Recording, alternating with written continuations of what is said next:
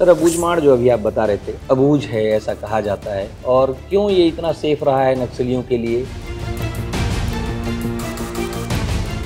लगातार ऑपरेशंस हो रहे हैं और आप बड़ी बड़ी सफलताएं अर्जित कर रहे हैं। तो जब पहले ऑपरेशन में गए थे, लड़के एकदम टूटे फूटे वापस आए थे, चल नहीं पा रहे थे, बहुत दूर भेज दिया था। आज 5 दिन जंगल में रह के आते हैं और वापस आके फुटबॉल खेलते हैं।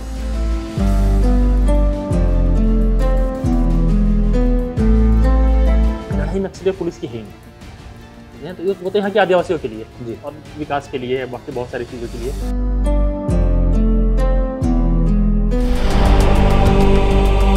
सर जवान जाते हैं और जवान को पता भी होता है कि कई बार अब नक्सली भी आर पार की लड़ाई लड़ रहे हैं। कैसे आप चीज़ों को मैनेज करते हैं, उनको कैसे मोटिवेट करते हैं कि आपको जाना है और सफल होकर आना है और किसी की जान भी नहीं जानी चाहिए, ये सारी चीज़ें कैसे प्लानिंग करते 82 नक्सली को मार के हैं? जी 82 नक्सली न्यूट्रलाइज हुए हैं। सर आत्मसमर्पण पे बहुत जोर दिया जा रहा है कि नक्सलियों को कहा जा रहा है हथियार त्यागिए, मुख्य धारा में वापस आइए। नक्सलवाद 2-3 चीज़ों पर टिका हुआ है। जो सबसे नीचे का कैडर है उनका डर है सिर्फ कि हम ना बोल देंगे तो ये हमें मार देंगे। नमस्कार, मेरा नाम है सौरभ तिवारी और आप विस्तार न्यूज़ देख रहे हैं। आज हम नारायणपुर में हैं और नारायणपुर पिछले कई दिनों से बहुत ज़्यादा चर्चे में है। चर्चे में क्यों है? क्योंकि यहाँ लगातार नक्सली ऑपरेशन किए जा रहे हैं और लगातार नक्सलियों को नुकसान पहुंचाया जा रहा है। यहाँ एक क्षेत्र है माड़, जिसे कि अबूझमाड़ कहा जाता है और ऐसी मान्यताएं हैं कि अबूझमाड़ को बूझा नहीं जा सकता, और इसी का फायदा उठाकर नक्सली यहाँ पर अपना गढ़ बनाए बैठे थे। लेकिन अब जब पुलिस उनके ऊपर कार्रवाई कर रही है और लगातार उन्हें नुकसान पहुंचा रही है, तो नक्सली बैकफुट में है। और इन सारे ऑपरेशन को लीड करने के लिए यहाँ पर पुलिस के कप्तान हैं, जो कि बहुत ही अच्छा काम कर रहे हैं और नक्सलियों को लगातार नुकसान पहुंचा रहे हैं। तो आइए आज मैं आपको मिलाता हूं नारायणपुर के पुलिस कप्तान प्रभात कुमार से, जिन्होंने नक्सलियों के खिलाफ लगातार ऑपरेशन किए हैं और लगातार बड़े काडर के नक्सलियों को मार गिराया है। आइए मिलते हैं। नमस्कार सर, स्वागत है आपका हमारे चैनल पे। सर आप नारायणपुर में सारे ऑपरेशन को अंजाम दे रहे हैं और अभी बहुत ज़्यादा चर्चे में भी हैं।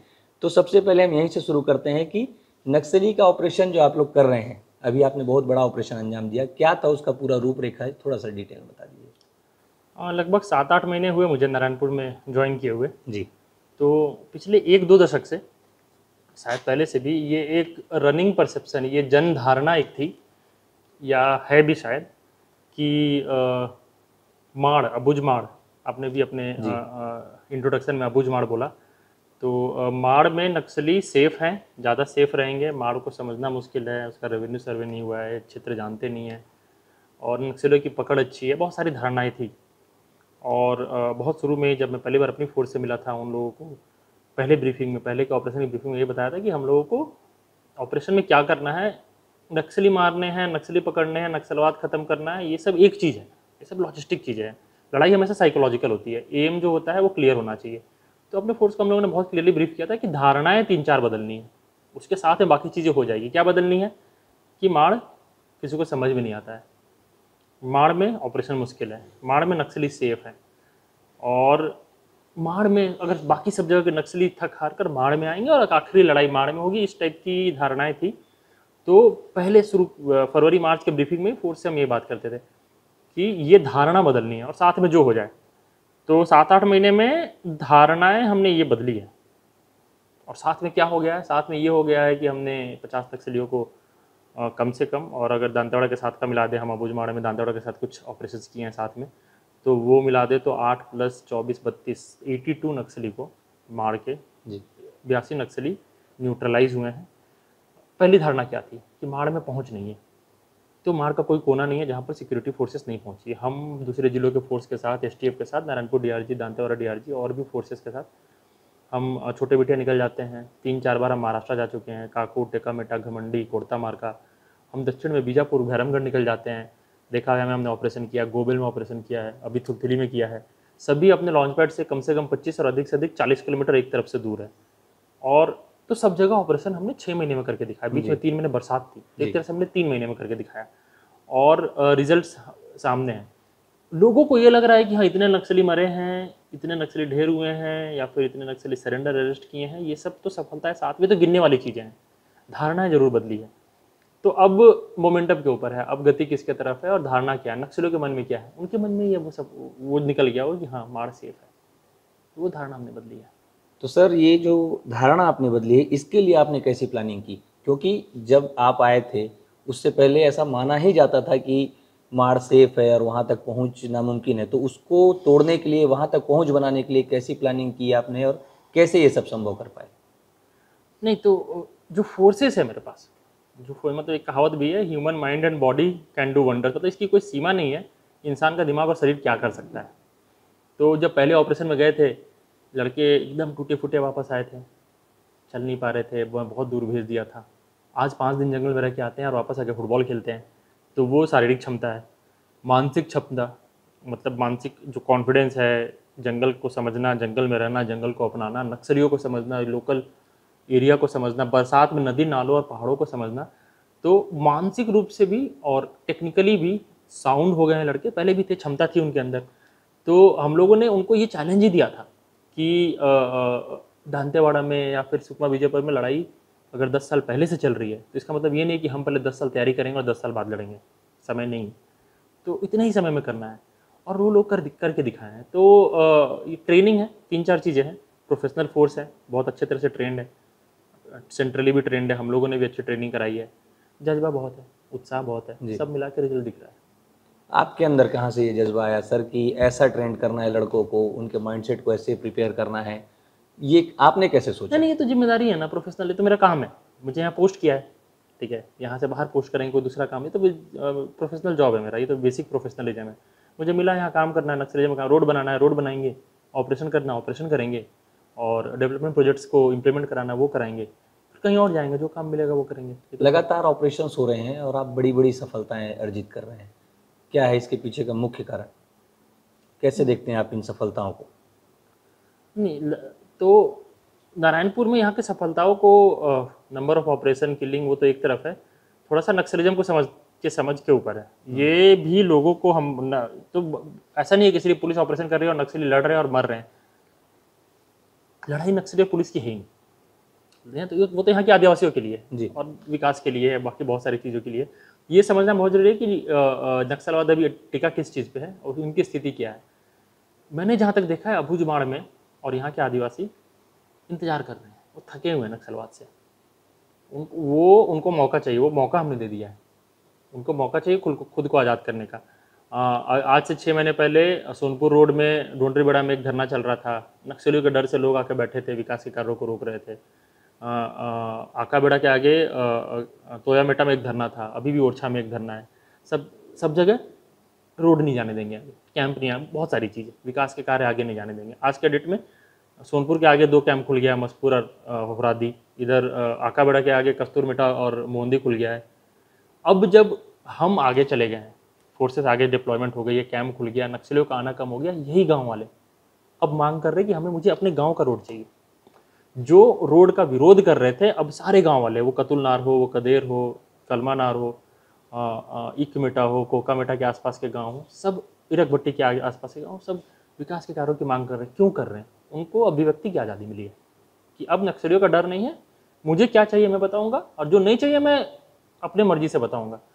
तो नारायणपुर में यहाँ के माड़िया जनजाति और यहाँ के आदिवासी नक्सलवाद से त्रस्त हैं, वो इंतजार कर रहे थे कि सरकार आए, सुरक्षा बल आए, कोई आके इनको पीछे ठेले तो हम स्वतंत्र होकर विकास को अपना पाए। लोग ने वो तैयारी करके रखी थी, मुझे मौका मिला, मेरी फोर्सेस ने अच्छा काम किया है, हमने 4-5 कैंप खुले हैं, 4-5 अच्छे ऑपरेशन किए हैं, उनका भरोसा बढ़ा है। भय और भरोसा, सारा बैलेंस इसी का है कि भय किसका घटना है और भरोसा किसका बढ़ाना है। नक्सलियों का भय घट रहा है, सरकार की भरोसा बढ़ रही है, दोनों साथ में चल रहा है।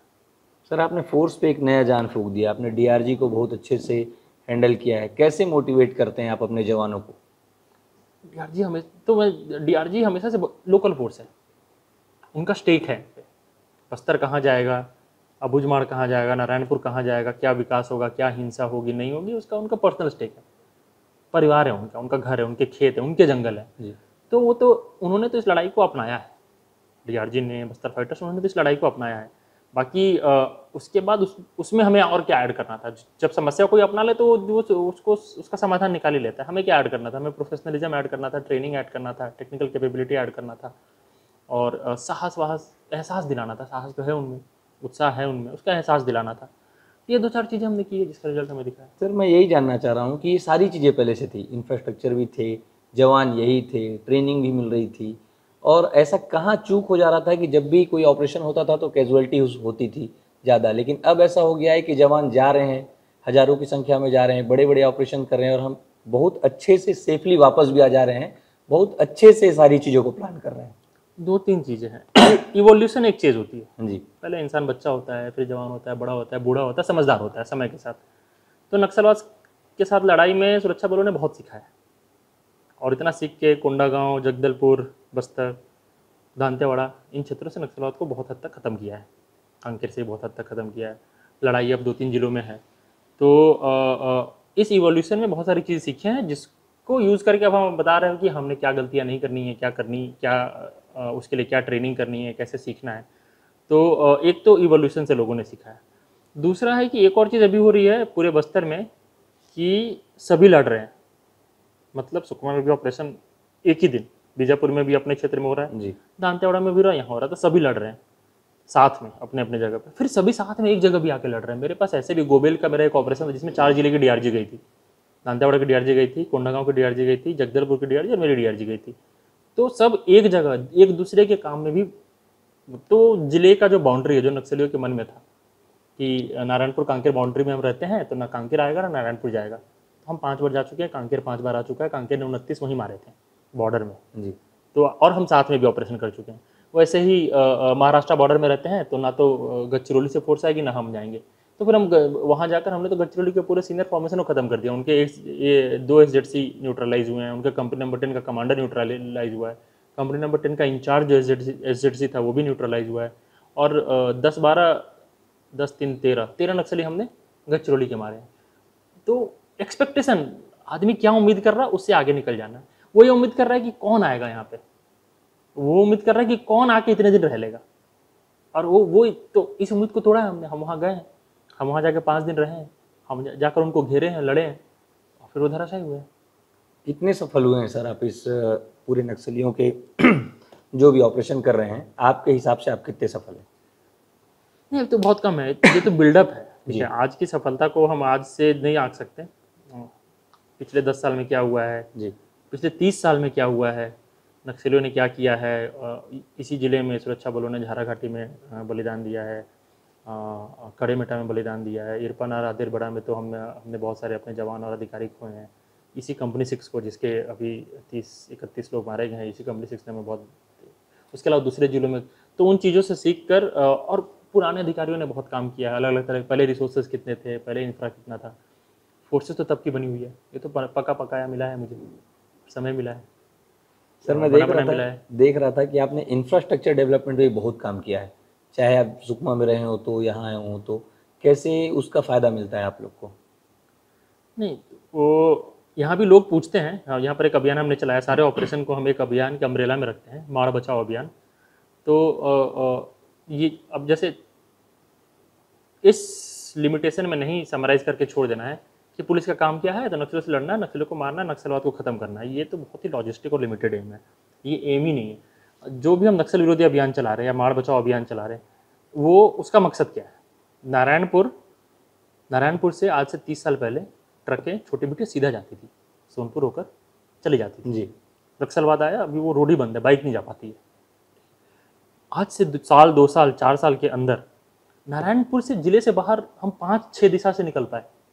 हम यहाँ से अभी अंतागढ़ निकल जाते हैं, कोंडागांव निकल जाते हैं, बारसूर निकल जाते हैं, हम छोटे बिटिया भी निकल पाए, हम यहाँ से महाराष्ट्र लहरी भी निकल पाए, हम यहीं से भैरमगढ़ निकल पाए, हम यहीं से कुटरू बेदरे निकल पाए, और यहाँ से हम क्यों अंतागढ़ होकर जाए, हम सीधा कोयली बेड़ा निकल पाए।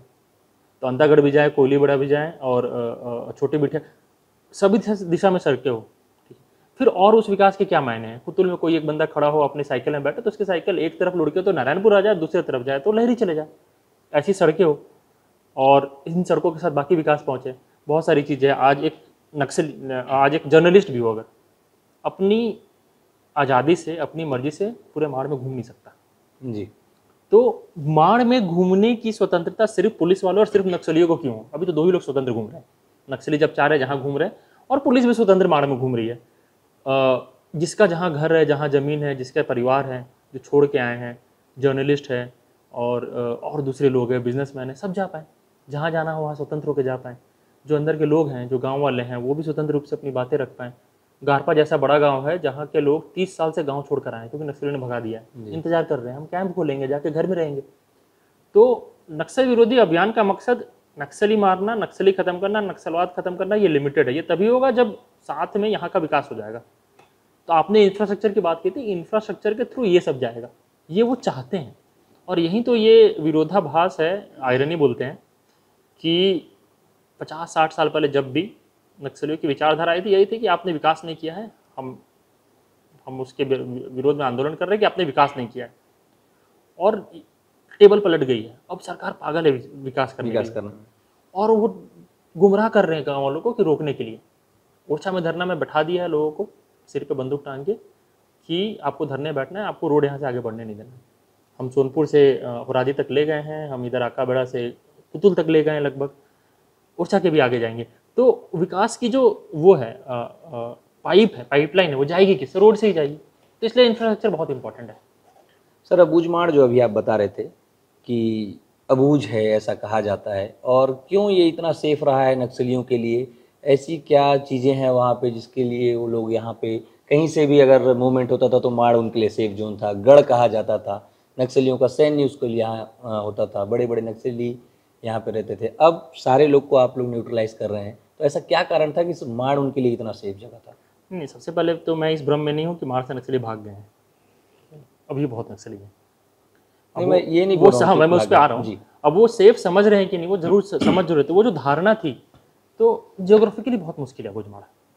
जंगल, पहाड़ों की जो श्रृंखलाएं हैं, नदियाँ, नाले, बरसात में जो हालत होती है पूरे अबूझमाड़ की, और पेड़ पौधे, जनजाति, उनकी कल्चर, उस हिसाब से जियोग्राफिकली बहुत ही डिफ़िकल्ट है। और शायद समय पे कभी विकास नहीं पहुंचा होगा, तो उनको मौका भी मिला कैप्चर करने का, उन्होंने कैप्चर भी किया। उनके लिए आसान था। आदिवासी बहुत भोले होते हैं, सीधे सोच के होते हैं, तो उनकी धारणाओं में फंसे भी। सेफ था क्योंकि बहुत घना जंगल था, बहुत ऊंची ऊंची पहाड़ियाँ थी, इंफ्रास्ट्रक्चर नहीं थी, जिला भी दूर था। जब बस्तर के अंदर था तब भी नारायणपुर दूर था, बहुत बहुत बाद में खुद से एक जिला बना। अब एटलीस्ट एक्शंस से हम बता सकते हैं कि अबूझमाड़ ना तो अबूझ रहेगा, ना नक्सलियों के लिए सेफ रहेगा। अबूझ क्यों नहीं रहेगा? क्योंकि बहुत जल्दी हर इंसान अबूझमाड़ के हर कोने में जा पाएगा। जो जाएगा वो देख के आ जाएगा, वो बता देगा अबूझमाड़ ऐसा है। जो कुतुल जाना बहुत मुश्किल होता है, अभी से 6 महीने के बाद या फिर कुछ दिनों के बाद आप कुतुल जाएंगे, लहरी भी जा पाएंगे, यहीं से महाराष्ट्र निकल जाएंगे, यहीं से छोटे बेटे और धर्मगढ़ निकल जाएंगे, पूरे माड़ को देख लेंगे। तो अबूझ तो नहीं रह पाएगा, वैसी इंफ्रास्ट्रक्चर बन जाएगी कि अबूझ नहीं रहेगा। और दूसरी चीज़, नक्सलियों के लिए सेफ है कि नहीं, वो तो पिछले 6 महीने में हम लोगों ने कुछ हद तक दिखाया है। बाकी इस भ्रम में हम बिल्कुल भी नहीं है कि हम दुश्मन को कम आंकेंगे और उसकी क्षमता को कम आंकेंगे। बहुत 40 साल से हमें परेशान किया है जी, और या ज़्यादा समय से हमें परेशान किया, तो उनकी क्षमता, तो दुश्मन को रिस्पेक्ट करना पड़ेगा कि हाँ उसकी क्या क्या क्षमताएँ हैं। और अभी संख्या में बहुत आगे हैं, लेकिन लड़ाई साइकोलॉजिकल होती है। ठीक है, संख्या में बहुत ज़्यादा है, बहुत सारे क्षेत्र में अभी भी फैले हुए हैं, हमें अभी बहुत ज़्यादा लड़ना है, जीतना है, लेकिन लड़ाई साइकोलॉजिकल होती है। तो साइकोलॉजिकली हम क्या जीत गए हैं, वो क्या हार गए हैं, ये हमें पता है। साइकोलॉजिकली लड़ाई जो होती है वो होती है जो हम 3 साल बाद जहाँ पहुँचेंगे, या फिर 1.5 साल 2 साल बाद। तो साइकोलॉजिकली हमने दिखाया कि हम मार के हर कोने में जा रहे हैं, हम बॉर्डर्स में जा रहे हैं, हम ऑपरेशन कर रहे हैं। साइकोलॉजिकली वो क्या हार गए हैं ये भी समझना जरूरी है। नक्सली साइकोलॉजिकली क्या हार गए हैं वो इससे दिखता है कि अब वो किन गाँव के लोगों को मुखबिर बोल के मार रहे हैं और किन गाँव के लोगों को भगा रहे हैं। बहुत अंदर के गाँव जिन पर उनको सबसे ज़्यादा भरोसा था, जिनको सबसे ज़्यादा कैप्चर और डरा के रखे थे, वहाँ पर उनका भरोसा टूट गया है। और एकदम अंदर कदेर हो गया, या फिर कुतुल हो गया, फरस बेड़ा हो गया, ओरछा के पीछे थुलथुली के आगे गवाड़ी गांव में, या फिर उन लोगों ने रेखावाया में भी ग्रामीणों को बोला कि आप ये हैं मुखबिर हैं, उनको मारा है। तो एक तो संख्या बढ़ी है ग्रामीणों को मारने की, फिर वो गाँव कहाँ पे है, तो उनके अंदर के अपने घर के, अपने हेडक्वार्टर के बगल के गाँव में भी उनका भरोसा हिल गया। तो वो क्या हार गए उनको, वो उनके व्यवहार में दिख रहा है कि अब वो किन गाँव के लोगों को भगाने लगे हैं और किन गाँव के लोगों को मुखबिर बोल के मारने लगे हैं। ये साइकोलॉजिकल एस्पेक्ट है। बाकी लड़ाई चलेगी अभी कुछ दिन। लड़ाई में ये भी समझना जरूरी है कि लड़ाई तभी होगी जब वो चाहेंगे। बहुत आसान है लड़ाई, बंदूक रखना है, आत्मसमर्पण करना है, सरकार की पॉलिसी है, पुलिस की पॉलिसी है, और लड़ाई तभी होगी जब वो चाहेंगे। सर लेकिन इन सारे गतिविधियों में कहीं ना कहीं गांव वाले बीच में पिसा जाते हैं। अभी भी बीजापुर में 3 लोग को मार दिया गया मुखबिरी के शक में, तो उनकी सुरक्षा आप कैसे एज्यूम करते हैं कि इनको हम ऐसे सुरक्षित करें कि इनकी जान ना जाने पाए? दो चीज़ें पर, अगर आप ये बोल रहे हैं कि पुलिस और नक्सलियों के बीच में गांव वाले पिस जा रहे हैं, वर्सेस ये बोल रहे हैं कि नक्सली गांव वाले को टारगेट कर रहे हैं, दोनों बहुत अलग चीज़ है। जी। पुलिस और नक्सली के बीच में गांव वाले नहीं पिसे, इसमें हम लोगों ने बहुत अच्छे प्रिकॉशंस लिए हैं। नक्सलवाद, इन लोगों ने ना पूरा स्ट्रक्चर ही ऐसा बनाया है कि गांव वाले टारगेट होने की संभावनाएं बढ़ती हैं, और हमारा पूरा चैलेंज यही है कि हम किसी भी तरह से गांव वालों को पूरी तरह से बचा लें। सबसे आगे गांव वालों को रखेंगे, उसके पीछे मिलिशिया रखेंगे, उससे पहले छोटे काडर के छोटे हथियार के लोग रखेंगे, उसके पीछे लोकल ट्राइबल ही थोड़े बड़े हथियार के लोग रखेंगे, और बड़े नेता पीछे रहते हैं, सबसे पीछे रहते हैं। हमने जो 8-9 बड़े ऑपरेशन किए हैं, हम सब इतना डीप किए हैं, इतने दूर किए हैं, और एकदम उनके गढ़ में किए हैं। ये उनके सीनियर लीडर्स और बड़े कैडर ही टारगेट हुए हैं। तो हमने इंटेंट में, हमारी इच्छा क्या है, इंटेंट क्या है, और हमारा एक्शन क्या है, वो हमारा बहुत क्लियर है कि हम दूर जाएंगे, हम एकदम अंदर जाएंगे, और हम जड़ में, उनका जो जड़ है, जो उनकी सबसे टॉप कैडर, उसको टारगेट करेंगे। हम वो गांव वाले, वो मिलिशिया और छोटे कैडर के लोग, उनको छोड़ के अंदर जाएंगे, और साथ में हम वो सब करेंगे जिससे ये लोग जो भ्रमित हो गए हैं या फिर डर में हैं, तो वो मुख्य धारा में वापस आ जाए। तो ये तो हमारे इंटेंट के ऊपर है कि गांव वाले, हमारे नक्सल विरोधी अभियान में ये बहुत क्लियर है कि गांव वालों को, यहाँ के लोकल आदिवासियों को बचाना है, नक्सलवाद से ही बचाना है, और बीच में पिसने से भी बचाना है। अब दूसरी बात आती है कि नक्सली से कैसे बचाएं।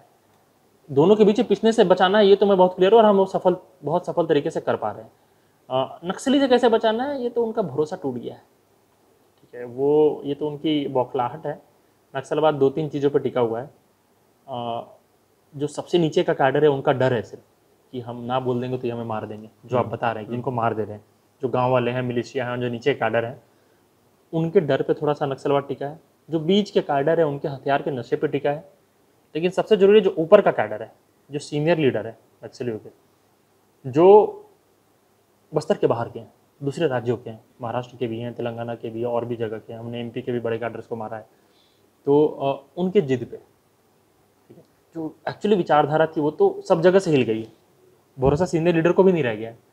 तो अभी का नक्सलवाद टिका किस पे है, तो उन सीनियर्स के जिद पे, बीच वालों के हथियार के नशे पे, नीचे वालों के डर पे। हमें डर को भरोसा में बदलना है, बीच वालों को मनाना है कि हथियार रख दो, ठीक है, ऊपर वाले अपने रिस्क पर है, या तो आए या तो जाएं वाले खेल पे।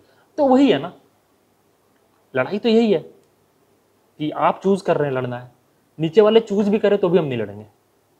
हम मतलब हमने अपनी पॉलिसी में बहुत क्लियर रखा है कि हम टारगेट ही ऐसी जगह पे करेंगे कि हमारी भिड़ंत मिलिशिया से हुई नहीं। फिर जब डर हटेगा, नीचे वाला तो लड़ना चाहता ही नहीं हो, तो डर में आईडी लगा रहा है, डर में मीटिंग में जा रहा है, डर में पटाखे फोड़ रहा है, वो तो करना ही नहीं चाहता है। उसको मौका मिलेगा तो नहीं करेगा ना। कौन घर छोड़ के, खेती छोड़ के आईडी लगाना चाहता है? कोई नहीं चाहता। तो अब ये जो लड़ाई है, ये विचारधारा की लड़ाई से हट के अब सिर्फ जिद की लड़ाई में बच गई है। नहीं, विकास, ये नक्सल और विकास के बीच की लड़ाई है, विकास आने नहीं देना है। और ये डर और भरोसे की लड़ाई है, उनको डर बढ़ाना है, हमें भरोसा बढ़ाना है। आप कितने सफल हो रहे हैं भरोसा बढ़ाने में? नहीं तो आप ना, लोग इंतजार कर रहे हैं, सर आ जाओ, जल्दी से कैंप खोलो, कितने दिन चावल देते रहेंगे, इस टाइप की चीज़ें। अबुझमाड़ में, और ख़ास करके इसका मतलब इसके कुछ और भी संदर्भ है, यहाँ पे लोग बहुत शिक्षित है, रामकृष्ण मिशन ने बहुत काम किया है जी, लोग बहुत पढ़े लिखे हैं, और यहाँ पे नक्सलियों का इंडोक्ट्रिनेशन बहुत हेवी नहीं है। और जहाँ तक हमारी पहुँच है अभी, जहाँ तक हमारे कैंप्स हैं हमसे, उससे बहुत अंदर तक गाँव वाले इंतजार कर रहे हैं। बहुत सारे गाँव के तो हमें मिल के बोलते, सर यहाँ भी एक कैंप खोल दो, नक्सली आना बंद करेंगे तो हम मुख्य धारा में जुड़ेंगे। तो अंदर से भरोसा जीता हुआ है, वो दिखा नहीं सकते डर में। हम रोज़ जा नहीं सकते, हम उनको रोज़ बचा नहीं सकते, तो हम उनसे क्लेम भी नहीं कर सकते कि आप खुलकर बाहर आओ। बाकी अंदर से जीता हुआ है। सर एक तो हो गई सीधी लड़ाई नक्सलियों से, पॉइंट टू पॉइंट लड़ाई, एक हो गई मानसिक लड़ाई जो आप अभी बात कर रहे थे। क्या कर रहे हैं आप उनको उस मानसिक लड़ाई में मजबूत करने के लिए? जैसे मैं last time Jitendra Shukla sir से बात कर रहा था, तो उन्होंने कहा हम स्पोर्ट्स के जरिए युवाओं को सही मार्ग दिखा रहे हैं, यहाँ के बच्चों में बहुत ज़्यादा कैलिबर है। तो आप अभी ऐसी कौन कौन सी चीज़ें कर रहे हैं लड़ाई के इतर नक्सलवाद से जीतने के लिए? तो स्पोर्ट्स तो सबसे आसान और सबसे अच्छा जरिया है, और नारायणपुर हमेशा बहुत अच्छा रहा है स्पोर्ट्स में। हम लोगों ने वॉलीबॉल की एक टूर्नामेंट कराई थी, जिसमें 90 टीम भाग लिए थे, सब अंदर अंदर के गाँव के थे। कुतुल की टीम थर्ड आई थी। कुतुल जो नक्सलियों की राजधानी मानी जाती थी, वहाँ की टीम थर्ड आई थी। हम लोगों ने बैडमिंटन का एक टूर्नामेंट कराया, ओपन कराया था अभी। ये अभी फुटबॉल का प्लान है नवंबर में फुटबॉल होगा और जनवरी में मैराथन होगा। यहाँ का मैराथन पहले फेमस हुआ करता था, बीच में 2-3 साल नहीं हुआ, तो जनवरी में मैराथन होगा। पूरे टाइम हम कुछ ना कुछ स्पोर्ट्स के इवेंट्स करते रहते हैं।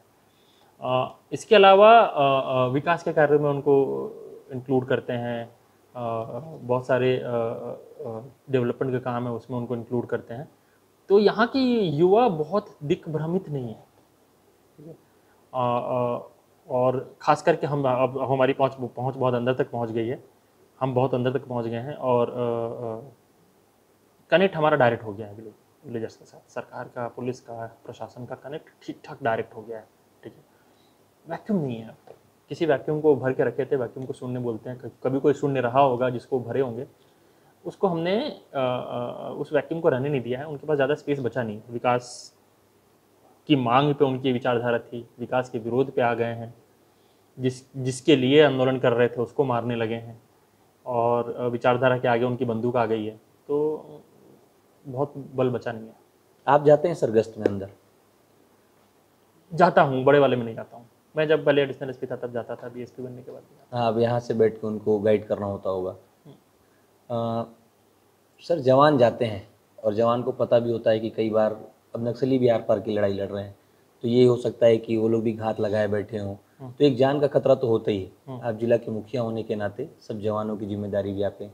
कैसे आप चीज़ों को मैनेज करते हैं, उनको कैसे मोटिवेट करते हैं कि आपको जाना है और सफल होकर आना है और किसी की जान भी नहीं जानी चाहिए? ये सारी चीज़ें कैसे प्लानिंग होती है? ये तो ट्रेनिंग और एसओपी है पूरा।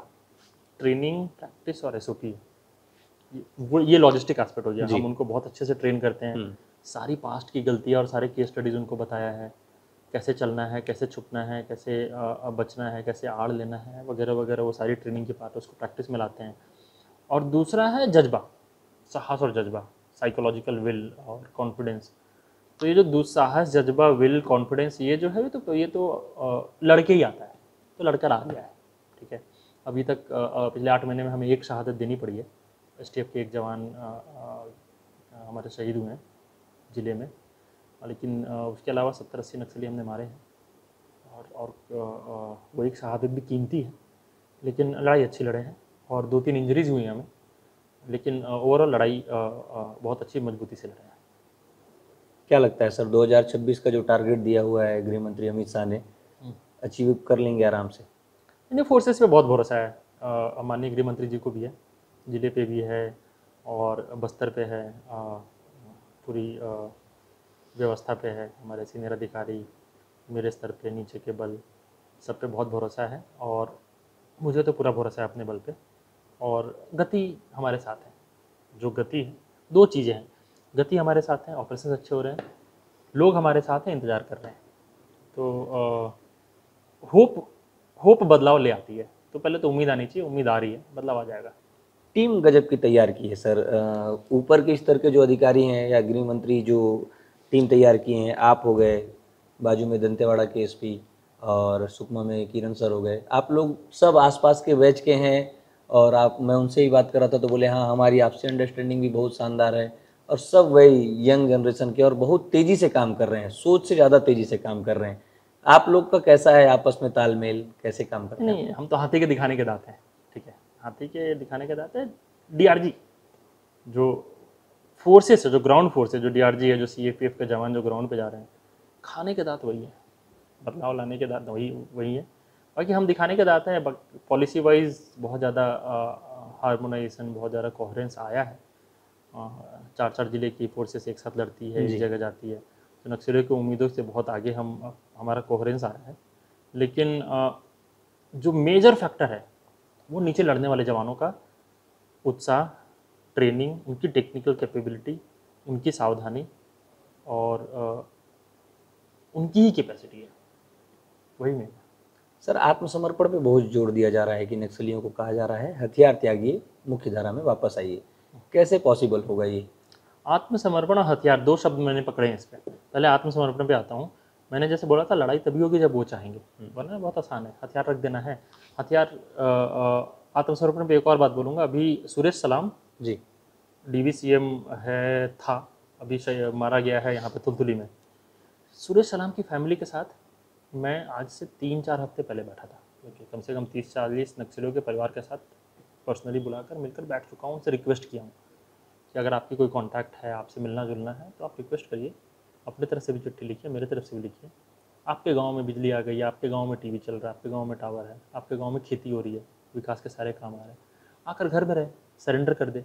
उन्होंने वादा भी किया था कि हम कोशिश करेंगे। सुरेश वो किए होंगे, नहीं माना होगा, मुठभेड़ में अभी मारा गया है, ठीक है। अफसोस भी हुआ, वो फैमिली ने एक्नॉलेज भी किया है, किसी जर्नलिस्ट को बताया भी है कि SP सर ने हमें बुलाया था, और भी 35-40 नक्सली हैं जिनके फैमिलीज को हम कोशिश किए हैं, या फिर उनके फ्रेंड्स के थ्रू किसी तरह से। तो आत्मसमर्पण मेन है, लड़ाई तभी होगी जब वो चाहेंगे। दूसरी चीज़ है हथियार। तो हथियार के डायनामिक्स को मैं इससे पहले भी 1-2 इंटरव्यू में बता चुका हूँ, हथियार के डायनामिक्स को समझना बहुत जरूरी है। हथियार नक्सलियों के पास किस लिए है? अपनी सुरक्षा के लिए शायद, पुलिस से लड़ने के लिए भी शायद, लड़ाई तो कभी कभी होती है, उसको उसमें भी उनको लड़ना नहीं है, भागना है। तो फिर हथियार किस लिए? हथियार चलाने के लिए नहीं होता है, हथियार दिखाने के लिए होता है। शहरों में भी रखते हैं ना हथियार, तो दिखाने की चीज़ है, जब तक ना चले तब तक डर बना रहता है। तो उसी सिर्फ एक हथियार के बल पे 2 नक्सली एक गांव में आके खड़ा हो जाए और बोल दे सब आ जाओ, तो सबको मीटिंग में आना पड़ता है, सब मीटिंग में आके खड़े होते हैं। फिर ये बोलते हैं कि ये मीटिंग जनताना सरकार की मीटिंग है, तो मानना पड़ता है। उसमें 5 आदेश देते हैं, मानना पड़ता है। बोलते हैं तू 2 मिलिशिया और तुम 2 बाल संगम, मानना पड़ता है। इसको बोलते तू ID लगाएगा, वो मानता है। उसी मीटिंग में बोलते हैं कि जन अदालत हो रही है, ये मुखबिर है, उसको भी मानना पड़ता है, उसके परिवार भी मानते हैं, उसी को मारना होता है। ये सब उस एक हथियार के वजह से है, उसको मारते भी हैं। उसी हथियार के बल पे 10 गांव, 20 गांव, 50 गांव को बोलते हैं कि जाओ धरने में बैठो, रोड आगे नहीं आनी चाहिए। और उसी हथियार के बल पे मिलिशिया से, ग्रामीणों से बोलते हैं पुलिस आएगी तो पटाखे फोड़ना, बहुत सारी चीज़ें हैं। वही हथियार जब हट जाता है, वो हथियार पुलिस से कब लड़ती है? कभी नहीं लड़ती है। वो हथियार इसलिए इस्तेमाल होती है, और इसलिए हथियार वो तो ग्रामीणों के लिए रखे हैं, आदिवासियों के लिए रखे हैं, अपने बातों को मनवाने के लिए रखे हैं और विकास को रोकने के लिए रखे हैं। उसके विरोध में तो अभी जब हमारे ऑपरेशन हो रहे हैं और जितने बड़े बड़े हथियार हमने जब्त किए हैं, तो उस मल्टीपल में एक हथियार पे 50-100 लोग, 4-5 गांव की विचारों की अभिव्यक्ति बढ़ रही है, वो स्वतंत्र हो रहा है। उसको जन अदालत में नहीं जाना पड़ेगा, उसको जनताना सरकार की मीटिंग कोर्ट अनकोर्ट में नहीं जाना पड़ेगा। तो नक्सलिज्म हटाने का सबसे आसान तरीका सरेंडर कर दीजिए, हम तो कोशिश भी कर रहे हैं। हथियार रख दीजिए, इंसान आ जाए तो भी बड़ी चीज़ है, खुद के लिए, उसके परिवार के लिए, हमारे लिए। हथियार के साथ आ जाए तो और लोगों का भलाई है, वो सबसे आसान तरीका है। वो होगा, उसकी बाढ़ आएगी, बहुत जल्दी आएगी। आत्मसमर्पण नीति में क्या क्या आप उनको सुविधाएं दे रहे हैं और कैसे उनको इस बात का भरोसा दिला रहे हैं कि आप आएंगे तो आपके साथ कुछ नहीं होगा? क्योंकि मैं सोच रहा था, तो मुझे लगता है कि जब तक वो आत्मसमर्पण नहीं करते तब तक तो वो नक्सली रहते हैं। पुलिस के जो जवान जाते हैं उनके ऊपर फायरिंग करते हैं, कई जवानों को नुकसान पहुंचाते हैं। फिर वो आएंगे तो क्या भरोसा है कि जवान उनको एक्सेप्ट करेंगे कि हाँ ठीक है, क्योंकि इनके अंदर भी रोष नहीं, होगा। अभी तो ये प्रोफेशनली बहुत चेंज हुआ है। जवानों ने इसको हमसे ज़्यादा प्रायोरिटी पे लिया है कि सरेंडर कराना है, नक्सलात को ख़त्म कैसे करना है। ये तो मैंने आप शुरू में बताया था कि DRG या फिर यहाँ के जो लोकल जवान हैं, उन्होंने तो समस्या को अपनाया हुआ है। उनका परिवार है, उनका घर है, उनके जंगल ज़मीन है, वो तो यहीं के हैं। तो इतनी संकीर्ण उनकी एनालिसिस नहीं है कि नक्सली हैं, गोली है, मारना है, मरना है और द्वेष रखना है। इतना संकीर्ण नहीं रखा है उन लोगों ने। आपको आश्चर्य होगा कि आत्मसमर्पण के लिए ज़्यादा पुश जवानों से आता है। जवान बताते हैं सर मैं कांटेक्ट कर रहा हूँ, मैं किसी को बोला हूँ, वो जाके बात करेगा, इसको मैं वापस ले आऊँगा, ठीक है। और आगे भी यही DRG के जवान ही जाते हैं। और कैसे होगा आत्मसमर्पण? अभी जो आत्मसमर्पण हो रहे हैं, जो पिछले साल के इसी समय में से 2.5-3 गुना है, तो जवानों ने ही कराया है। मैं कैसे करा लूँगा जी? वो जवानों ने ही कराया है। उनके परिवारों से मिलना, मैसेज पहुँचाना, उन तक मैसेज पहुँचाना। तो नक्सलवाद की समस्या खत्म कैसे होगी, इसकी समझ ऐसे लगता होगा कि अधिकारियों को या फिर मुझे ज़्यादा है, जवानों को बहुत सही है, ठीक है। उनको, उनके मन में द्वेष नहीं है, वो लड़ाई को सबसे ऊपर नहीं रखे हैं और वो दिल लगाकर आत्मसमर्पण की पॉलिसी को आगे बढ़ा रहे हैं। सर उनके ऊपर कैसे भरोसा करते हैं? वो नक्सली हैं, क्या पता कोई प्लानिंग के तहत कोई आया, आत्मसमर्पण कर गया और उसके बाद फिर आप लोग को नुकसान पहुंचा दिया, तो वो भरोसा आप लोग कैसे करते हैं? नहीं, एक तो ऐसा हुआ नहीं है, बाकी ये तो थ्योरेटिकल चीज़ है। हमेशा संभावना तो हमेशा है जी। हम मूवीज़ बहुत देखे हैं तो मूवीज़ के हिसाब से हम बोल लेते हैं एक तो ऐसा बहुत हुआ नहीं है दूसरा है कि ये ट्राइबल लोग दिल के साफ यूनिलैटरल होते हैं इधर के भी उधर के भी इसको भी बेवकूफ़ बनाना उसको भी बनाना है बहुत जनरली वो ट्राइबल प्रवृत्ति होती नहीं है ये तो एक एंथ्रोपोलॉजिकल चीज़ है जो मैंने बोल दी जी। बाकी मेरी इसमें कोई एक्सपर्टीज़ है नहीं ऐसी कोई बड़ी घटना हमारे साथ हुई नहीं कि कोई आया हमें बेवकूफ़ बना के और बहुत सारे सीक्रेट लेके चला गया फिर हमें हानि पहुंचा दिया संभावना से इनकार नहीं कर सकते तो उसके लिए हम सावधानियां बरतें लेकिन अब तक ऐसी चीज़ें नहीं हुई हैं। मेरे हिसाब से नहीं भैया सावधानी बरतते जरूर है सर गांव वालों को जागरूक करने के लिए आप लोग क्या क्या कर रहे हैं? नहीं तो हम बहुत रेगुलरली गांव में जाते हैं उनके साथ बैठते हैं उन सोशल मैपिंग करते हैं उनके नीड्स को लेकर आते हैं उस नीड्स को प्रशासन के साथ मिलकर नियत निरानार की वो चल रही है अभी योजना चल रही है जिसमें हर नए कैंप के आसपास के 5 गांव में सारी विकास की योजनाएं जानी हैं तो अभी तक 5 कैंप खुला है जब से मैं यहाँ पर आया हूँ उन 5 कैंप में 4-4 5-5 गाँव लगभग 20 गाँव हैं उन 20 गाँव में हम जा चुके हैं कुछ दिनों पहले होरादी में एसडीएम सर के साथ जो यहाँ के एसडीएम है उनके साथ मैं गया था तो विकास की सारी योजना में पुलिस और सुरक्षा बल ज़रूरत भी है उनको नक्सल एरिया में भरोसा ठेकेदारों को या फिर दूसरे विकास की एजेंसियों को आए तो साथ में हम काम कर रहे हैं सड़कें बना रहे हैं बिजली की तार जा रही है मोबाइल नेटवर्क टावर हम लगवा रहे हैं साथ में सुरक्षा देकर बहुत सारे कंस्ट्रक्शन के काम करा रहे हैं शिविर लगा रहे हैं और उसमें जाकर लोगों से बातचीत कर रहे हैं मार्केट में जाकर लोगों से बात करते हैं सर नारायणपुर अबूझमाड़ इसका नाम सुनते हैं और ये होता है कि नक्सल क्षेत्र है नक्सलियों का गढ़ है आप कैसे देखते हैं कि अगर नक्सलियों को छोड़ दिया जाए तो ये जो एरिया है यहाँ के जो बच्चे हैं किन चीज़ों के लिए जाने चाहिए आपका जो रोड मैप है नारायणपुर के लिए वो 2-4 चीज़ें हैं एक तो स्पोर्ट्स है जी फुटबॉल के लिए जाने जाते हैं यहाँ पे और मलखम के लिए जाने जाते हैं वॉलीबॉल अच्छा खेलते हैं खो खो अच्छा खेलते हैं तो ये तो एक स्पोर्ट्स हुआ दूसरा टूरिज़्म की पोटेंशियल ठीक है कोड़ता मार्का फरसबेड़ा के पास क्या ज़बरदस्त वाटरफॉल है पीछे इधर जहाँ पर अभी 31 नक्सली मारे गए वहीं पे बगल में तोड़मा है तोड़मा में भी बहुत अच्छी वाटरफॉल है उसके अलावा बहुत सारी जगहों में वाटरफॉल्स हैं जहाँ पर हाइकिंग टूरिज़्म माउंटेन क्लाइंबिंग वगैरह हो सकती है और eco tourism socially aware tourism की पोटेंशियल बहुत ही ज़्यादा हाई है इसके अलावा यहाँ के वैद्य जी बहुत फेमस हैं वो ऑर्गेनिक मेडिसिन लोकल मेडिसिन पे यहाँ पे हम फेम ला सकते हैं तो ये सारी संभावनाएं हैं यहाँ पे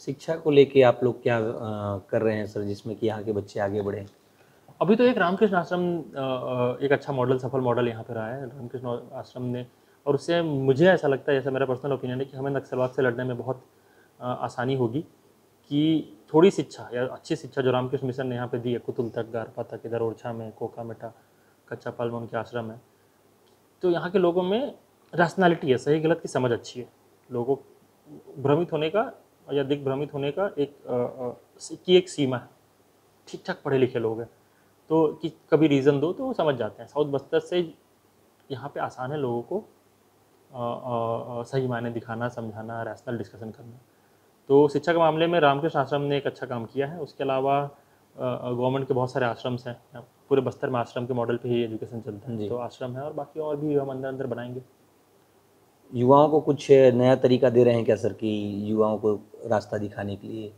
कोई नया योजना ला रहे हो या फिर समझा रहे हो उनको किसी और तरीके से 2-3 चीज़ है एक तो जो एग्जिस्टिंग यहाँ की इकोनॉमी जो बन सकती है उसको ही हम अच्छे से मेन स्ट्रीम करें और उनमें उनको एम्पावर करें तो उसमें भी पोटेंशियल बहुत ज़्यादा है बहुत ज़्यादा बाहर से नई चीज़ें लाकर थोपना वो भी एक संभावना है उसमें अगर इंटेंट आए विल है तो हम करा सकते हैं यहाँ पे फॉरेस्ट प्रोड्यूस है यहाँ की एग्रीकल्चर है यहाँ के लोकल ट्रेडिशनल मेडिसिन की चीज़ें हैं टूरिज़्म को हम यहाँ भरोसा बढ़ावा दे सकते हैं स्पोर्ट्स है ट्राइबल आर्ट है बम्बू आर्ट है तो ये 7-8 चीज़ें हैं जो ऑलरेडी एग्जिस्ट करती हैं वायबल नहीं है इकोनॉमिकली उसको इकोनॉमिकली वायबल बना सकते हैं तो विकास की एजेंसियों के साथ मिलकर हम उसको स्ट्रीमलाइन करने की कोशिश कर रहे हैं डीआरजी को आप सबसे ज़्यादा फोकस कर रहे हैं डीआरजी लड़ाई भी बहुत अच्छा लड़ रही है डीआरजी के साथ आपके संबंध कैसे हैं आपके जवानों के साथ नहीं अच्छे अब इसमें मैं खुद से क्या ही बताऊं तो आप लड़कों से बात करिएगा तो वो बताएंगे नहीं आपको अगर मिलेंगे तो मिलते नहीं है वो मैं हाँ मिलते नहीं लेकिन मैं आपके बारे में जब कई जगह पता कर रहा था तो जितने लोगों ने भी आपके साथ काम किया है वो बहुत संतुष्ट हैं कि नहीं सर से हमारे संबंध अच्छे हैं बढ़िया मिलजुल कर नहीं फोर्स मेरी हैप्पी है मोटिवेटेड है एनर्जी अच्छी है बहुत अच्छे से ट्रेंड है और ट्यूनिंग अच्छी है मेरी नक्सलवाद आपकी क्या समझ है, जी। उनकी क्या समझ है, दोनों में अच्छी कोहेरेंस है।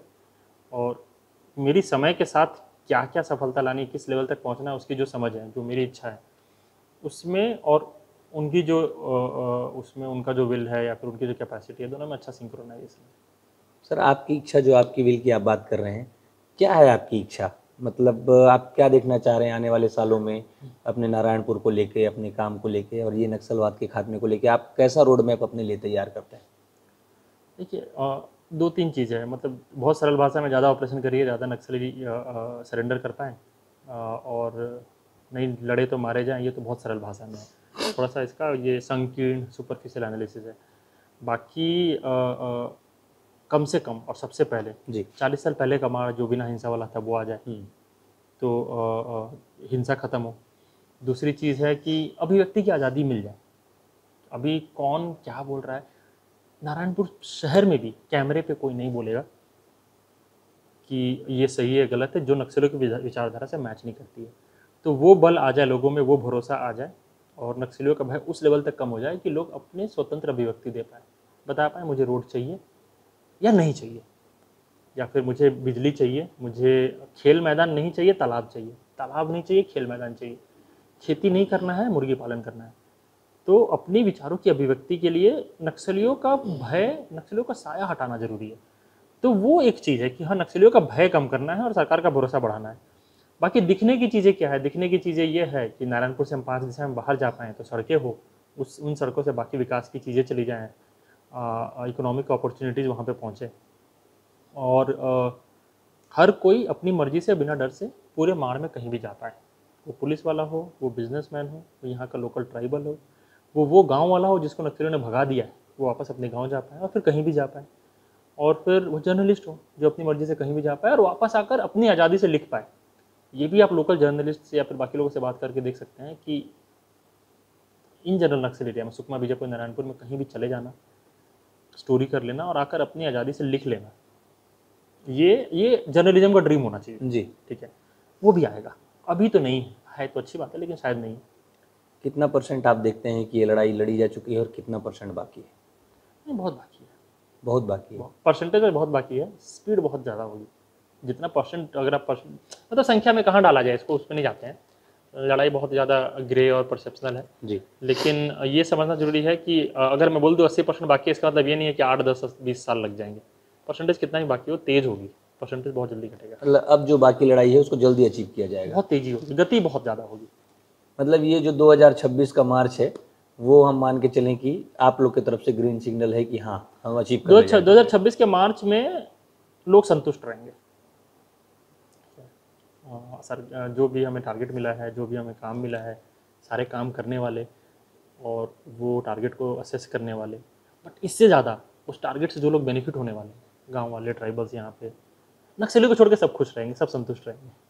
सर एक चीज़ और देखा गया है कि पुलिस का और आम जनता का वो कनेक्टिविटी नहीं हो पाता है। आज भी कहीं ना कहीं एक भय रहता है पुलिस के कामकाज से, एक डर रहता है जनता के मन में। आप उसको कैसे देखते हैं और कैसे दूर करेंगे उस चीज़? नहीं ना, ये तो थोड़ा एक लैग है। हमारी जो परसेप्शन है, जो हम धारणा बना के रखते हैं, वो 5-10 साल पुरानी होती है। ठीक है, अभी जो पुलिस और लोगों के बीच में कनेक्ट है, शहरों में भी, ट्राइबल एरिया में भी, नक्सली एरिया में भी, अदरवाइज भी, इसमें 5-10 साल में बहुत बदलाव आया है। ठीक है, वो धारणा में 5 साल बाद आएगी। ठीक है, अभी तो ये पुरानी धारणा हम लेकर चल रहे हैं कि नहीं, पुलिस ऐसे करती है और लोग ऐसा सोचते हैं, मिसट्रस्ट है।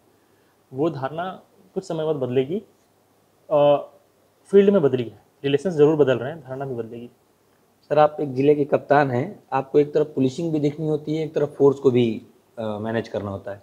ये दोनों चीज़ें डिफरेंट है, आप आराम से, आपको लगता है कि दोनों चीज़ें एक ही है, मैं एक ही जैसे काम करता हूँ? बहुत लोग हैं ना, मैं तो बहुत कुछ करता नहीं हूँ। मैं तो, मुझे तो बहुत कम करना होता है। मेरे पास 8-9 DSP हैं, 2 एडिशनल SP हैं। सर ये तो बहुत बढ़िया जवाब आप दे रहे हैं कि मुझे कुछ नहीं करना पड़ता। नहीं, बहुत कम करना पड़ता है, ऐसा ही है। यही सच्चाई है।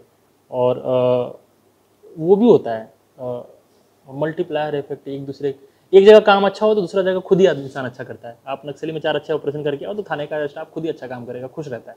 जो जिले का नाम हो रहा है, तो वो एक दूसरे का वो म्यूचुअल इफेक्ट वाला काम भी चलता है। अदरवाइज बहुत स्टाफ है मेरे पास, बहुत सारे लोग हैं और सब अपना अपना बहुत स्ट्रॉन्ग कंट्रीब्यूशन दे रहे हैं।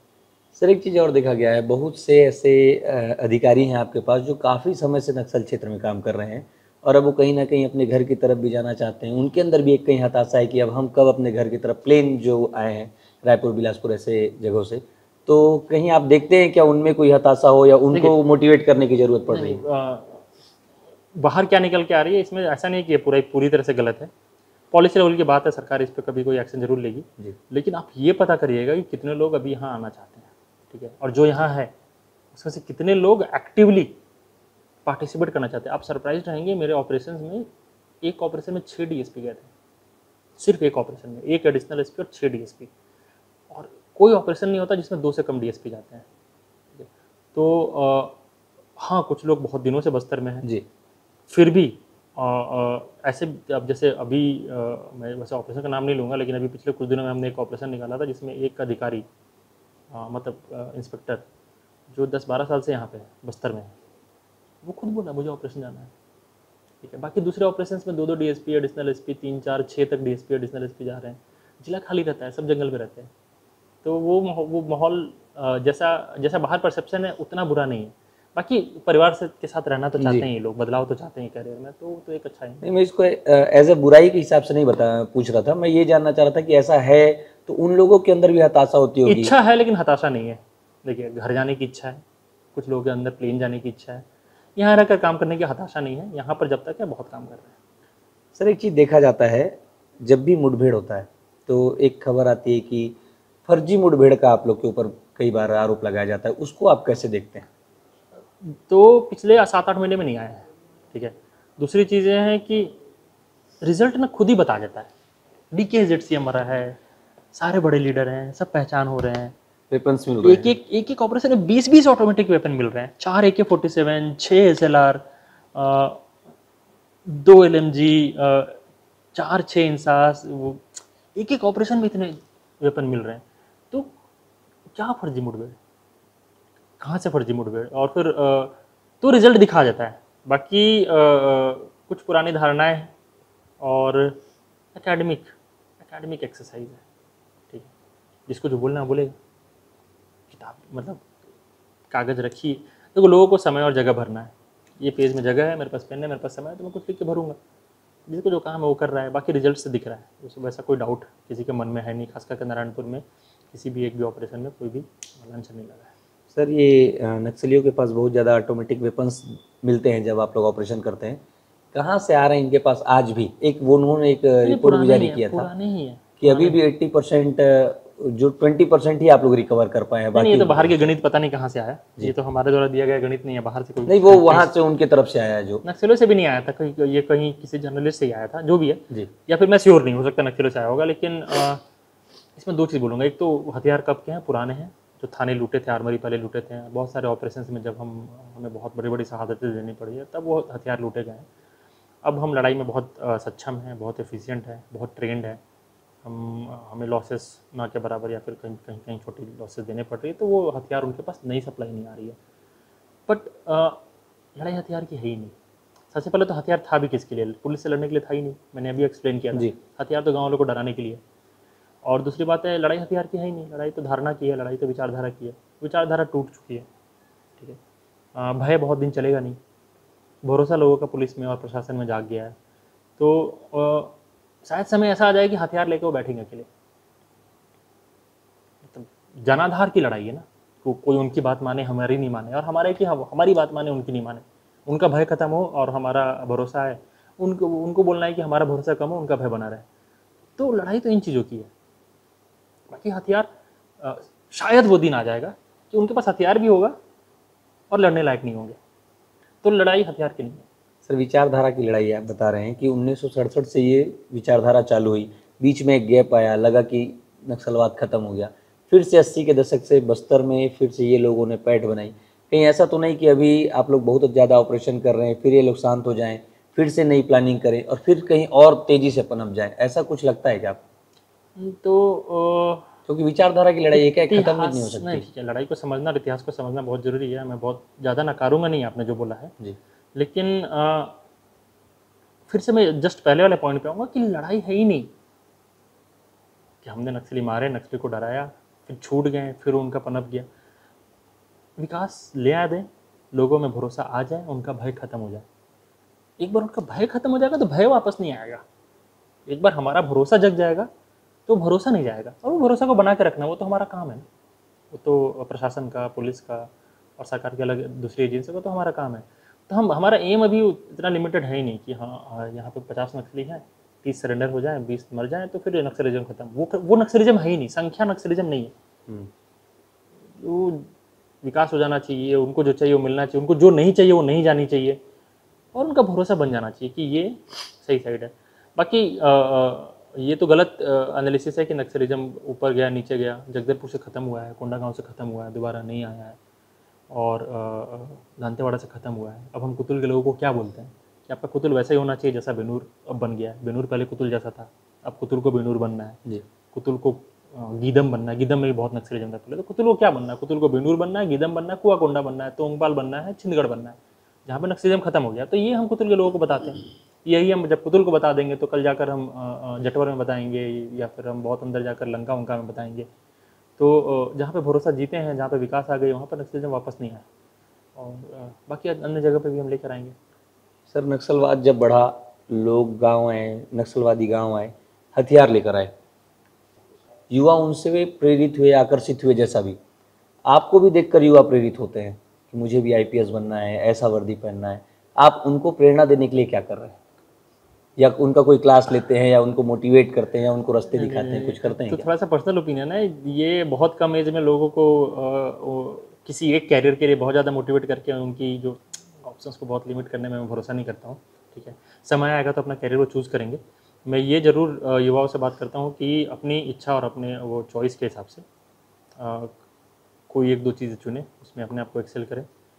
अब और कम उम्र में, स्कूल के टाइम में बेसिक शिक्षा में अच्छे से ध्यान दें। समय पे डिसाइड करें कि आपको पुलिस में आना है कि नहीं, और समय पे ये भी डिसाइड करें कि आपको और क्या करना है। बहुत जल्दी वो होकर हीरोइज्म में जाके, या फिर वो स्टेप से कि हाँ मुझे यही बनना है, माँ बाप और परिवार और समाज ऑप्शंस को लिमिट कर देता है। मैं उसमें भरोसा नहीं करता। सर, इस बीच हमने बात की, बहुत अच्छे से नक्सलवाद को आपने समझाया, युवाओं के लिए क्या कर रहे हैं वो समझाया।